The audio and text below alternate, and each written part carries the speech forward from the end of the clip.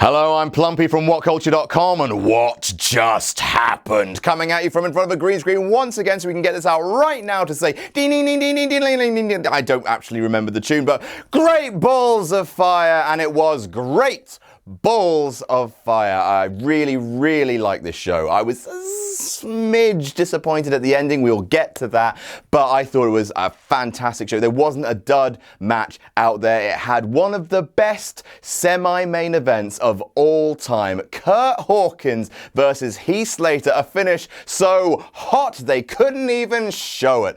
I kid, of course, but Great Balls of Fire was fantastic. I think it will probably go down as the best B show of this year. They're going to have to do really well to top it. There was just not a bad match on the card. So let's start right at the pre-show with Neville versus Tozawa. Really good. It's a shame it was on the pre-show because it really telegraphed the fact that Tozawa was not going to beat Neville. It was really hard-hitting, really clean offense, and just Neville cannot be beaten. He just can't. I have no idea he's going to do it. Apparently Tozawa might be getting a rematch.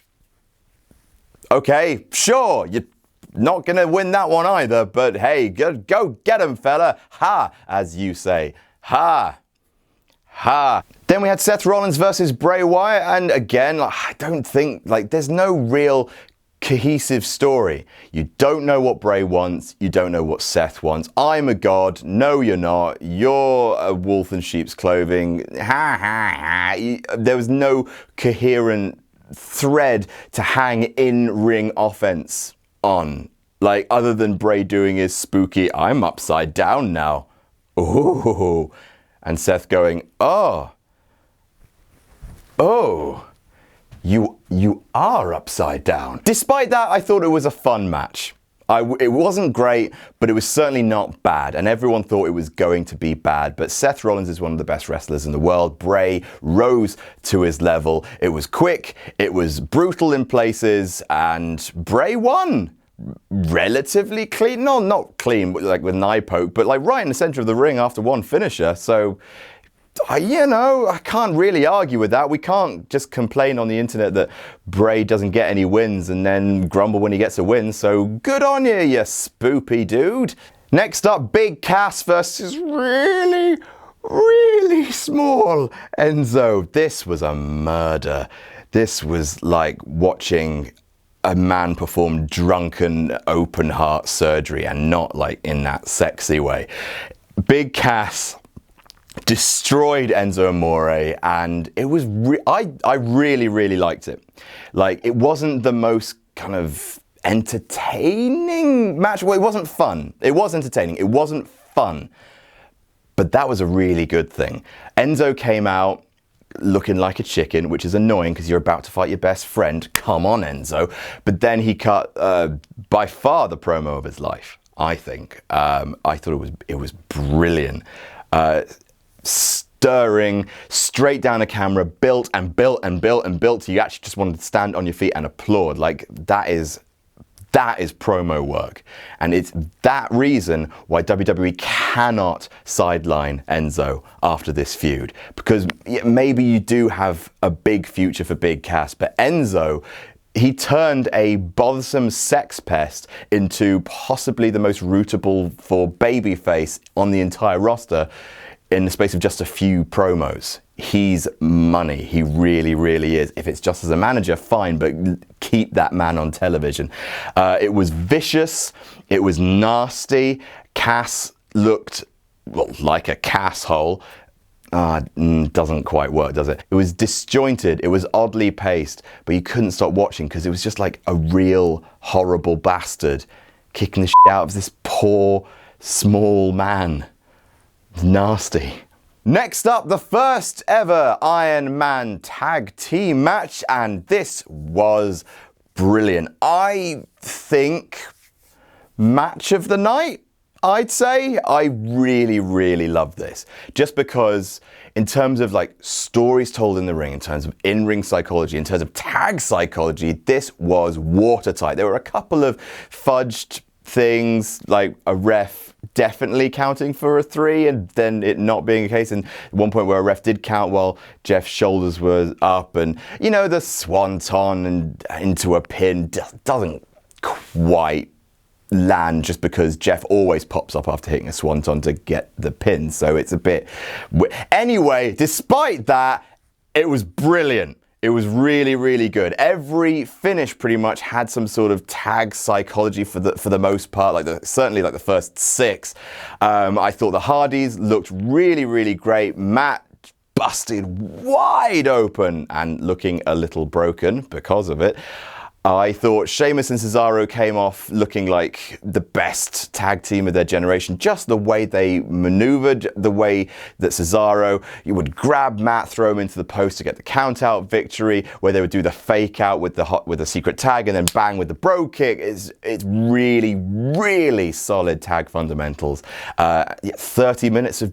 It was just great fun. I cannot complain. Then you had Alexa Bliss versus Sasha Banks. A murky finish with the heel intentionally getting themselves counted out. We did just see that with Money in the Bank and the Usos, which that's a shame. But don't you let you distract you from the fact that was a really, really good match. The best of Alexa Bliss's career, without a shadow of a doubt. Proof that despite the fact she's been under the radar for a little bit, Sasha Banks is one of the best workers on the women's roster. The arm, boys. How does she, best heel spot. I know they've done it on SmackDown Live. You've seen her double jointedness, but working it into a brilliant bit of heel psychology, and Sasha Banks, she does what Alexa Bliss does with her arms, but with her back and her neck. You scare me, Sasha. You constantly terrify me in the ring. And the fact that it had these really memorable moments, generally a really, really good match. Very close for match of the night. I'd say it makes me want to see Sasha and Alexa Bliss again, for sure. The post-match jump knee thing off the announce table was really, really fun. Sasha Banks looks like a megastar. Alexa Bliss looks like a clever champion. Next up, Dean Ambrose versus The Miz in their 1000th match. Congratulations, guys. You made it. Here's to 2000. Seriously, though, can this feud stop now, please? It was fine. It was fine. Wasn't a bad match, but it was probably the worst match on the card just because it didn't really do that much special. It wasn't a bad match. Ambrose sold his knee the whole way through. That was the story. Miz Taraj on the outside, constantly trying to fight them off. Numbers game. So there was definitely lots of story in there. It was just a bit they've done better. They've got good chemistry, but it's just this feud should have ended a while ago. And, maybe without so many bears. That's just a suggestion. It was fine. Glad Miz is the champion. That's the right call. And can we get him a great opponent for SummerSlam? Please.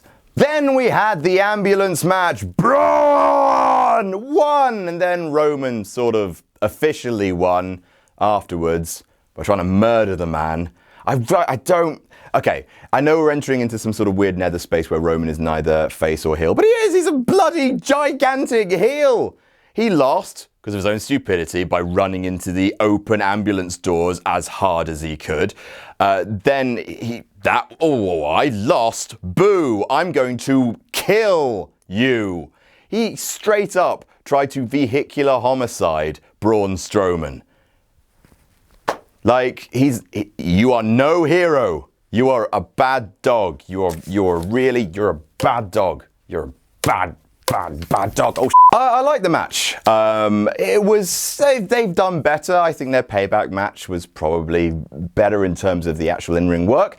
But there was some spots that I really, really liked. Like Roman just hitting Braun with the chair and him being like, nope, I guess not. Now, a lot of people are talking about whether or not this was a fully fledged double turn. In any other situation, it would be. Braun Strowman walked away from a vehicle crash and looked tough and just walked away like a human dirigible. Roman, on the other hand, tried to kill a guy because he didn't win a match. But, this is Roman Reigns, and he is neither heel nor face. He is the special proto-feel. He's a feel. He's a baby feel. That sounds nope. I really like the shove through the thing. Would have been nice with some sparks, but I can't have everything. It was really, really good. It was on the edge of your seat stuff because you genuinely didn't know which way it was going to go, whether Roman was going to conquer again or Braun. Some really fun, hard-hitting, brutal spots. Really liked it. I just wish they could have let Braun, just win for a bit. But, Roman's got to look strong and Braun did look strong. So, yeah, we could complain, but both guys walked away from that match looking like badasses. One a bit more of a murdering badass, but still. Main event time, and right, I liked it, I believed it, I thought it was exciting. Maybe it's a victim of its own hype. That's all I'm saying. Like it was a dream match, and we've had a month to think about this dream match, and it went at about 8 minutes. So that, don't get me wrong, it was all big moves from start to finish. Like the pre-match stuff was incredible. That I think the hottest start to a main event I can remember in a long, long time. But it's just that bell to bell, if the pre-match stuff hadn't happened, if Samoa Joe hadn't come in hot fire, hit him through the table, if you just judging the match on the bell to bell, you would have been crushingly disappointed. Instead, I'm just a little bit disappointed because ultimately Brock looks like a crazy madman, and Joe, he's a main eventer. He's a cemented main eventer. Anyone claiming that Joe got buried just because he was hit with one F5, it would have been nice if he'd kicked out of it, maybe, but you don't want to kick out the F5 too often. And anyone claiming that Joe was buried, you are way off the mark, because Joe looked like he belonged in the main event. He did. He absolutely did. It was his first main event and it felt huge. I just wish that it focused a lot on Brock doing jelly legs and really slowly getting to his feet. It focused on the coquina clutch, which, it's a sleeper hold, and it feels a bit like a rest hold when they kept going to it. Then the German suplexes, which I think most people are done with by now. You wanted it to go 10, 15 minutes for the guys to push each other to doing new stuff. It wasn't just going to be coquina clutch versus German suplexes. That's not what had me personally salivating at the thought of Samoa Joe versus Brock Lesnar. It was just the fact that these guys are both incredibly gifted wrestlers. They were going to bring stuff out of each other that we haven't seen before. Counter wrestling, submission stuff, like deadly strikes, huge displays of power, and they were there, but in packaged in stuff that we've seen a lot of before. Don't walk away thinking that I didn't like the match. I did like it. I was on the edge of my seat the whole time. I just felt like, for what the match was, the huge hype of it, I felt it should have been given more time, and to have brought something that we don't see out of Brock Lesnar other than him struggling to stay awake in a sleeper hold. That's a story you can tell, but for me, I wanted a bit more. But hey, that's me. Ultimately, it cannot stop Great Balls of Fire being a brilliant pay-per-view. WWE knocked it out of the park with this one. I honestly can't think of too many complaints. No, I do have a complaint. Don't worry, I can complain about something. I hate pay-per-view sets these days. I hate the fact that they're all the same. I hate the fact that it looks like Raw and SmackDown. It's utter crap. Like, if this was 2000 or 2001, there would have been a giant drive-in built sign. There would have been caddies and Corvettes all over the place. It would look brilliant. Said it was just nothing. Rubbish, that. Anyway, really good show. And that is what just happened.